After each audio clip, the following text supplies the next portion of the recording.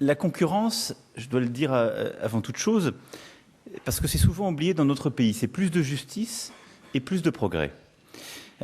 Parce qu'aux origines de la concurrence et du droit de la concurrence, il y a bien précisément cette idée qui est qu'il faut concilier plus de liberté, plus d'égalité, plus d'efficacité économique. Et on a souvent tendance à l'oublier, mais le droit de la concurrence est né même comme un outil de l'égalité. Et c'est ce que, pour forger précisément ses premières idées, c'est lui-même définissait dans ce que la concurrence pouvait apporter comme principe d'émancipation et de libération des forces productives. Et on a ensuite progressivement perdu cette idée en associant la concurrence à une forme d'idée simpliste de ce que devrait être le libéralisme. Mais le combat pour la concurrence, c'est avant tout un combat pour une forme d'égalité des chances, de plus grande liberté.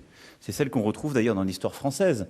Au sortir de la Révolution, lorsque la loi Le Chapelier interdit toute association ou coalition entre citoyens d'une même profession, parce qu'il s'agit là aussi de lutter contre les rentes, vous l'évoquiez un instant, contre les corporations, contre les formes d'organisation qui mettent en quelque sorte des barrières, là où certaines ou certains qui ne sont pas dans les monopoles hérités, qui sont les nouveaux arrivants de la société, qui par leur simple talent pourraient faire autrement, parfois mieux, se trouvent entravés.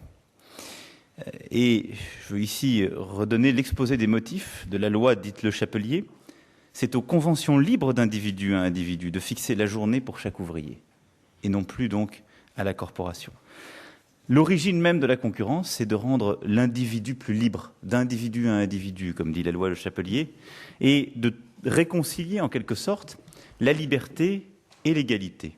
Et c'est cette idée d'utilité réciproque, comme l'évoque Rosan Vallon lorsqu'il étudie cette période, qui marque véritablement l'émergence dans notre droit, dans notre philosophie politique de la concurrence.